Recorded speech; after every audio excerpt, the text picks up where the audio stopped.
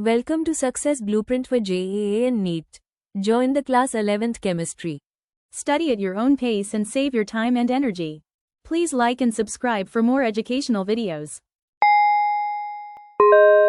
परिचय। छात्रों, आज हम कार्बनिक रसायन के बारे में पढ़ेंगे। सर, कार्बनिक रसायन क्या है? कार्बनिक रसायन रसायन शास्त्र की एक शाखा है जिसके अंतर्गत कार्बन और हाइड्रोजन युक्त यौगिकों का अध्ययन किया जाता है। सर, कार्बन कार्बन परमाणु कैसे जुड़े होते हैं? कार्बन कार्बन परमाणु एकल आबंध, द्विआबंध या त्रिआबंध के द्वारा जुड़े होते हैं और कार्बनिक यौगिक में उपस्थित क्रियात्मक समूह इसकी रासायनिक प्रकृति का निर्धारण करते हैं। सर, ये क्रियात्मक समूह क्या होते हैं? किसी कार्बनिक यौगिक में परमाणुओं का एक समूह जो उस यौगिक की रासायनिक अभिक्रियाओं के लिए जिम्मेदार होता है। इस अध्याय में आप कार्बनिक रसायन और कुछ आधारभूत सिद्धांतों के बारे में पढ़ेंगे। उद्देश्य: इस पाठ के अंत में आप निम्न करने में सक्षम हो जाएंगे।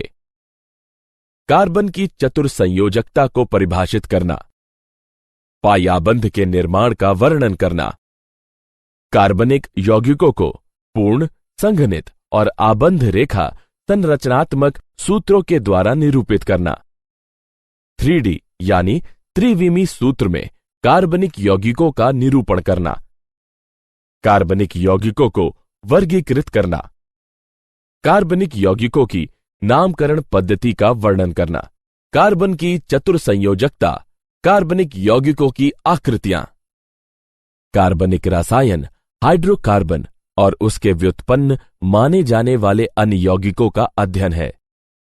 कुछ कार्बनिक यौगिकों में कार्बन और हाइड्रोजन के अलावा nitrogen, oxygen, sulphur, phosphorus, halogen आदि तत्व भी मौजूद हो सकते हैं। कार्बन यौगिकों की आकृतियां: एक कार्बन परमाणु के ब्रह्मात्म कोश में 4 इलेक्ट्रॉन होते हैं, अतः अपने अष्टक को पूर्ण करने के लिए इसे 4 और इलेक्ट्रॉनों की आवश्यकता होती है। कार्बन परमाणु अपने अष्टक को पूर्ण करने के लिए केवल अपने संयोजी इलेक्ट्रॉनों को अन्य परमाणुओं के साथ सहभाजित कर सकता है, जिसके परिणाम स्वरूप कार्बन परमाणु अपने संयोजी इलेक्ट्रॉनों को अन्य परमाणुओं के साथ सहभाजित कर 4 सहसंयोजक बंधों का निर्माण करता है। इसे कार्बन की चतुर्संयोजकता कहते हैं। उदाहरण: मीथेन, एथीन, एथाइन। कार्बन संकरण में सहभागी हो सकता है और sp, sp2, sp3 संकर कक्षकों का निर्माण कर सकता है।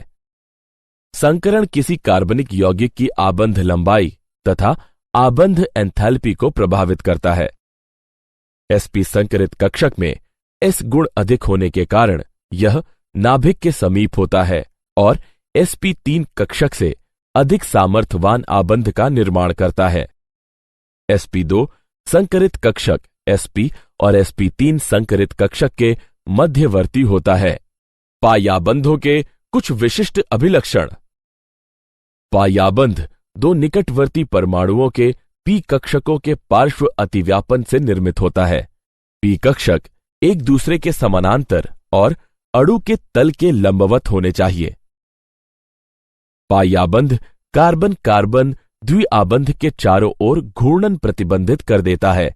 पायाबंध बहुआबंध युक्त यौगिकों में इलेक्ट्रॉन आवेश अभ्र उपलब्ध कराता है। कार्बनिक यौगिकों का संरचनात्मक निरूपण: पूर्ण संघनित तथा आबंध रेखा संरचनात्मक सूत्र। कार्बनिक यौगिकों की संरचना को लुईस या बिंदु संरचना, लघु संरचना तथा आबंध रेखा संरचना के द्वारा निरूपित किया जा सकता है। लुईस या बिंदु संरचना को ऋण में प्रदर्शित कर संक्षिप्त किया जा सकता है। एक लघु रेखा एकल आबंध को निरूपित करती है। उदाहरण: प्रोपेन। द्विलघु रेखा द्विआबंध को निरूपित करती है। उदाहरण: प्रोपीन। त्रिलघु रेखा त्रिआबंध को निरूपित करती है। उदाहरण प्रोपाइन। ऐसे संरचनात्मक निरूपणों को पूर्ण संरचनात्मक सूत्र कहा जाता है। कार्बनिक यौगिकों का संरचनात्मक निरूपण। संघनित संरचनात्मक सूत्र में प्रत्येक कार्बन परमाणु को पृथक पृथक एक के बाद लिखा जाता है। उन कार्बन परमाणुओं से जुड़े समान समूह को कोष्ठक में लिखकर संख्या को पादांक में प्रदर्शित करते हैं। उदाहरण पूर्ण संरचनात्मक सूत्र। इसके संघनित सूत्र को निम्न प्रकार से लिखा जा सकता है। आबंध रेखा संरचनाएं। इसमें कार्बन और हाइड्रोजन परमाणु नहीं दर्शाए जाते, केवल कार्बन कार्बन परमाणुओं के बीच के आबंध को टेढ़ी मेढ़ी रेखाओं के द्वारा दर्शाया जाता है। कार्बन और हाइड्रोजन के अतिरिक्त परमाणुओं को संरचना में दर्शाया जाता है और सिरे मिथेल समूह को इंगित करते हैं। उदाहरण butyl chloride, propene, cyclohexane, diethyl ether, dimethyl amine. कार्बनिक यौगिकों का त्रिविमी निरूपण। कागज पर कार्बनिक यौगिकों के त्रिविमी संरचनाओं को ठोस और डैश वेज सूत्र के उपयोग के द्वारा निरूपित किया जाता है। ठोस वेज उस आबंध को दर्शाता है जो कागज के तल से दर्शक की ओर प्रक्षेपी है। डैश वेज दर्शक से दूर जाने वाले आबंध को दर्शाता है।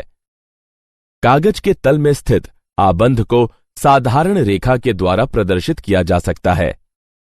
उदाहरण मेथेन। कार्बनिक यौगिकों का वर्गीकरण। कार्बनिक यौगिकों को अचक्रीय अथवा विवृत श्रृंखला यौगिक और चक्रीय या बंद श्रृंखला या वलय यौगिक में वर्गीकृत किया जा सकता है। चक्रीय यौगिकों को आगे समचक्रीय या कार्बोसाइक्लिक यौगिक और विषम चक्रीय यौगिक में विभाजित किया जा सकता है। समचक्रीय को आगे एलिसाइक्लिक और एरोमेटिक यौगिकों में विभाजित किया जा सकता है। यह एरोमेटिक यौगिकों को आगे बेंजीनाइड और एबेंजीनॉइड यौगिकों में विभक्त किया जा सकता है। अचक्रीय या विवृत श्रृंखला यौगिक। अचक्रीय यौगिक विवृत श्रृंखला यौगिक होते हैं और ये एलिफैटिक यौगिक भी कहलाते हैं। एलिसाइक्लिक या बंद श्रृंखला या वलय यौगिक। एलिसाइक्लिक वे कार्बनिक यौगिक होते हैं जिसमें 3 या अधिक कार्बन परमाणु आपस में जुड़कर वलय का निर्माण करते हैं। एरोमेटिक यौगिक। एरोमेटिक यौगिक वे कार्बनिक यौगिक हैं जिनमें बेंजीन और अन्य चक्रीय यौगिक सम्मिलित होते हैं। बेंजीन, नेप्थलीन, टॉलीन, आयोडीन, बाइफेनिल, एंथ्रेसीन, फेनॉन्थ्रेरीन इत्यादि बेंजेनाइड एरोमेटिक यौगिक हैं। ट्रोपोलिन आदि एबेंजेनाइड यौगिक हैं। विषम चक्रीय एरोमेटिक यौगिक। विषम चक्रीय यौगिक एक कार्बनिक यौगिक है जिसमें एक या अधिक कार्बन परमाणु किसी अन्य कार्बन के अतिरिक्त विषम परमाणु से विस्थापित कर दिया जाता है। विषम परमाणु नाइट्रोजन, ऑक्सीजन और सल्फर है। क्रियात्मक समूह या प्रकार्यात्मक समूह। यह किसी कार्बनिक यौगिक में विशिष्ट प्रकार से जुड़ा परमाणु या परमाणुओं का समूह जो उस कार्बनिक यौगिक की रासायनिक अभिक्रियाओं के लिए उत्तरदायी होता है। सजातीय श्रेणियां। एक सजातीय श्रेणी को संरचनात्मक रूप से समान यौगिकों की श्रृंखला के रूप में परिभाषित किया जा सकता है जिसके प्रत्येक क्रमागत सदस्य में एक समूह CH2 इकाई का अंतर होता है। इस श्रेणी का प्रत्येक सदस्य सजात कहलाता है। कार्बनिक यौगिकों की नामकरण पद्धति। नामांकन कार्बनिक यौगिकों को नाम देने की एक सुव्यवस्थित प्रणाली है। कार्बनिक रसायन की प्रारंभिक अवस्था में कार्बनिक यौगिकों का नाम उनके स्रोत जहां से उन्हें प्राप्त किया गया था के आधार पर दिया जाता है। उदाहरण एसिटिक एसिड का नाम विनेगर से व्युत्पन्न है क्योंकि लैटिन भाषा में विनेगर को एसिटम कहा जाता है। मैथिल एल्कोहल को वुड स्प्रिट का नाम दिया गया था क्योंकि इसे लकड़ी के आसवन से प्राप्त किया गया था। कार्बनिक यौगिकों के ये नाम रूढ़ नाम या सामान्य नाम कहलाते हैं। नामकरण की IUPAC पद्धति। International union of pure and applied chemistry को छोटे रूप में IUPAC लिखा जाता है। इस पद्धति का उपयोग करके हम किसी कार्बनिक यौगिक को एक व्यवस्थित नाम दे सकते हैं। किसी कार्बनिक यौगिक का व्यवस्थित नाम मूल श्रृंखला, क्रियात्मक समूह और शाखा श्रृंखला की पहचान करके व्युत्पन्न किया जा सकता है। मूल नाम में हम उपयुक्त पूर्वलग्न, अनुलग्न को भी संयुक्त करके वास्तविक यौगिक का नाम प्राप्त कर सकते हैं। एल्केनों का IUPAC नामकरण। सीधी श्रृंखला युक्त हाइड्रोकार्बन। इन यौगिकों के नाम मूल श्रृंखला संरचना पर आधारित हैं। इनके अनुलग्न में N तथा इससे पूर्व श्रृंखला में उपस्थित कार्बन परमाणु की संख्या होती है। शाखित श्रृंखला युक्त हाइड्रोकार्बन। इसमें छोटी कार्बन श्रृंखलाएं जनक श्रृंखला के कार्बन परमाणुओं से जुड़ी रहती हैं। ये छोटी कार्बन श्रृंखलाएं यानी शाखाएं एल्किल समूह कहलाती हैं। शाखित श्रृंखला युक्त हाइड्रोकार्बन का नाम देने के लिए जनक श्रृंखला के कार्बन परमाणुओं से जुड़े एल्किल समूह का नाम पूर्व लग्न के रूप में जनक एल्केन के नाम के साथ संयुक्त कर दिया जाता है। संतृप्त हाइड्रोकार्बन के कार्बन से एक हाइड्रोजन परमाणु हटाने पर एल्किल समूह प्राप्त होता है। एल्किल समूह का नाम प्राप्त करने के लिए N को L के द्वारा विस्थापित करते हैं। एल्किल समूह के लिए कुछ संक्षिप्त नाम लिखे जाते हैं, जैसे मेथिल के लिए Me, एथिल के लिए Et। एल्किल समूह की शाखित श्रृंखला संरचना भी हो सकती है। Isopropyl, tert butyl. शाखित श्रृंखला युक्त एल्केनों का नामकरण। नामकरण के नियम निम्नलिखित हैं। सर्वप्रथम हम यौगिक में दीर्घतम कार्बन श्रृंखला का चयन करते हैं। जनक श्रृंखला के कार्बन परमाणुओं का अंकन किया जाता है, जिससे जनक एल्केन से जुड़े कार्बन परमाणु को पहचानने में मदद मिलती है। क्रमांकन उस छोर से प्रारंभ करते हैं जिससे शाखित कार्बन परमाणु को लघुतम संभावित अंक मिल सके। अतः दी हुई कार्बन श्रृंखला में क्रमांकन बाईं ओर से दाईं ओर होना चाहिए। इसके उपरांत मूल एल्केन के नाम में एल्किल समूह के नाम पूर्व लग्न के रूप में संयुक्त करते हैं। अतः दिए गए कार्बनिक यौगिक का नाम 3 एथिल 1 मेथिल हेप्टेन होगा। शाखित श्रृंखला एल्केनों का नामकरण। यदि प्रतिस्थापी समूह समान हो तो उनकी संख्याओं के मध्य अल्प विराम लगाया जाता है और पूर्व लग्न का उपयोग किया जाता है। जैसे 2 के लिए डाई, 3 के लिए ट्राई, 4 के लिए टेट्रा, 5 के लिए पेंटा, 6 के लिए हेक्सा, 7 के लिए हेप्टा, 8 के लिए ऑक्टा, 9 के लिए नॉन और 10 के लिए डेको। उदाहरण 2,3 डाइमेथिल हेप्टेन। यदि 2 प्रतिस्थापी समूह दोनों छोरों से समान स्थिति पर आते हैं तो निम्नतम संख्या उस कार्बन को दी जाती है जो अंग्रेजी वर्णमाला क्रम में पहले आता है। उदाहरण 2 एथिल 5 मेथिल हेक्सेन। कुछ सामान्य IUPAC नाम निम्नलिखित है। सामान्य नाम आइसोप्रोपिल है। इसका IUPAC नाम 1 मेथिल एथिल और इसकी संरचना है। सामान्य नाम सेक ब्यूटिल। इसका IUPAC नाम 1 मेथिल प्रोपिल और इसकी संरचना है। सामान्य नाम आइसोब्यूटिल है। इसका IUPAC नाम 2 मेथिल प्रोपिल है और इसकी संरचना है। सामान्य नाम टर्ट ब्यूटिल है। इसका IUPAC नाम 1,1 डाइमेथिल एथिल है और इसकी संरचना है। सामान्य नाम नियोपेंटिल। इसका IUPAC नाम 2,2 डाइमेथिल प्रोपिल है और इसकी संरचना है। मूल्यांकन। आगे बढ़ने से पहले आइए देखें कि आपने कितना सीखा।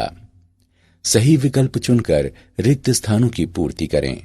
शाखित श्रृंखला वाले एल्केनों का नामकरण।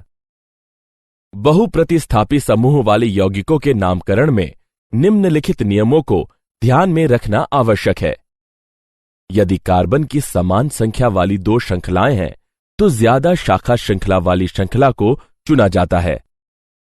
श्रृंखला का अंकन उस छोर से प्रारंभ किया जाता है जिस ओर से प्रतिस्थापी को निम्नतम अंक प्राप्त हो।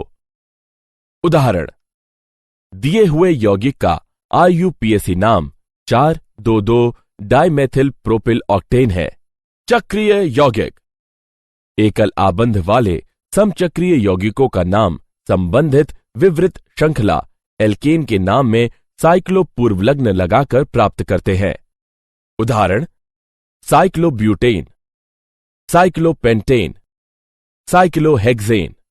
क्रियात्मक समूह वाले कार्बनिक यौगिकों का नामकरण।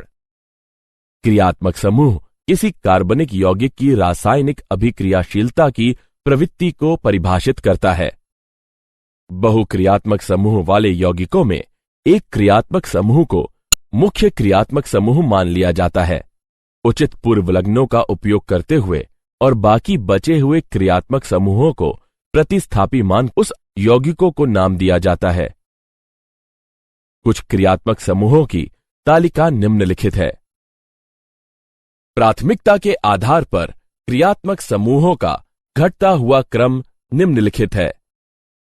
कार्बोक्सिलिक अम्ल, acid anhydride, ester, acid chloride, amide, nitrile, aldehyde, ketone, alcohol, amine, alkane, alkene, alkyne, halo, nitro, alkoxy, alkyl. उदाहरण, हम निम्नलिखित कार्बनिक यौगिकों के IUPAC नाम लिखेंगे। यहां मूल शब्द ब्यूट है और अनुलग्न एन है। यहां दो क्रियात्मक समूह है, कीटोन और एल्कोहल। एल्कोहल समूह की अपेक्षा कीटोन समूह को उच्च प्राथमिकता प्राप्त है, अतः द्वितीयक अनुलग्न ओन होगा। पूर्वलग्न मेथिल और हाइड्रोक्सिल होंगे, अतः नाम होगा 3 हाइड्रोक्सी 3 मेथिल ब्यूटेन 2 ओन। प्रतिस्थापी बेंजीन व्युत्पन्नों की नामकरण पद्धति। बेंजीन व्युत्पन्नों का नाम प्राप्त करने के लिए प्रतिस्थापी समूह का नाम पूर्वलग्न के रूप में बेंजीन शब्द से पूर्व लिखते हैं। उदाहरण, bromobenzene, tert butyl benzene, nitrobenzene. यदि एक से अधिक प्रतिस्थापी समूह बेंजीन वलय से जुड़े हुए हैं तो बेंजीन व्युत्पन्न में प्रतिस्थापी समूहों की स्थितियां संख्या में दर्शाई जाती हैं। वलय के कार्बन परमाणुओं का क्रमांकन इस तरह से किया जाता है कि प्रतिस्थापी समूह वाली स्थितियों को न्यूनतम संख्या मिल सके। उदाहरण, 1,2 डाइनाइट्रोबेंजीन, 1,3 ट्राइनाइट्रोबेंजीन, 1,4 डाइनाइट्रोबेंजीन।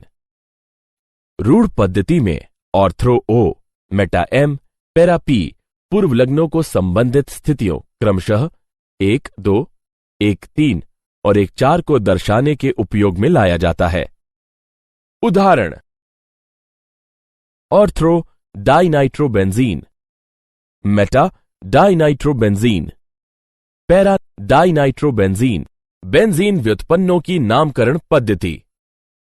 ऑर्थ्री, मेटा और पैरा पूर्वलग्नों को 2 से अधिक प्रतिस्थापी वाले बेंजीन वलय के लिए उपयोग में नहीं लाया जाता है और यौगिकों का नामकरण प्रतिस्थापियों की स्थितियों को बेंजीन वलय में निम्नतम संख्या प्रदान करके किया जाता है।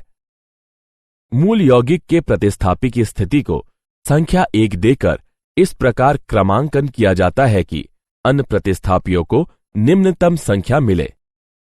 प्रतिस्थापियों के नाम अंग्रेजी वर्णमाला क्रम में लिखे जाते हैं।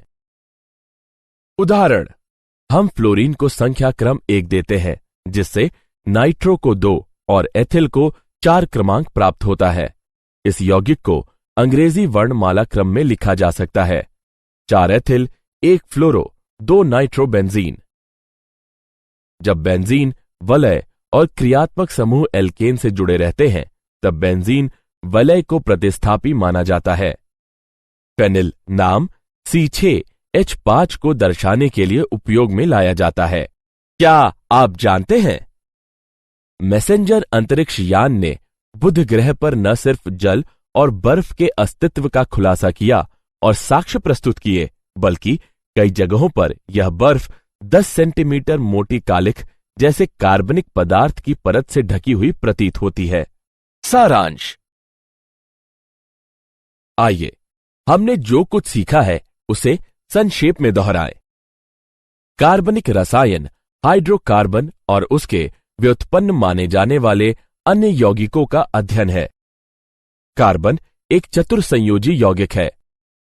पायाबंध दो निकटवर्ती परमाणुओं के पी कक्षकों के पार्श्व अतिव्यापन से निर्मित होता है। कार्बनिक यौगिकों को पूर्ण संघनित और आबंध द्विरेखा संरचनात्मक सूत्र के द्वारा प्रदर्शित किया जा सकता है। त्रिविमी यानी 3D निरूपण में ठोस वेज उस आबंध को दर्शाता है जो कागज के तल से दर्शक की ओर प्रक्षेपी है और डैश वेज दर्शक के दूर आबंध को दर्शाता है। अचक्रीय यौगिक विवृत श्रृंखला संरचनाएं हैं, जबकि एलिसाइक्लिक वे कार्बनिक यौगिक हैं जो आपस में एक वलय में जुड़े रहते हैं। क्रियात्मक समूह किसी यौगिक में उपस्थित परमाणुओं का ऐसा विशिष्ट समूह है जो उस यौगिक की रासायनिक अभिक्रिया के लिए जिम्मेदार होता है। कार्बनिक यौगिकों का नाम नामकरण पद्धति के अनुसार दिया जाता है। रूढ़ पद्धति में ortho O, Meta M, para P पूर्वलग्नों को बेंजीन वलय की संबंधित स्थितियों क्रमशः 1-2, 1-3 और 1-4 को दर्शाने के लिए उपयोग में लाया जाता है। For chapter-wise notes, MCQs and mind maps, please visit www.success.org.in or use free mobile app.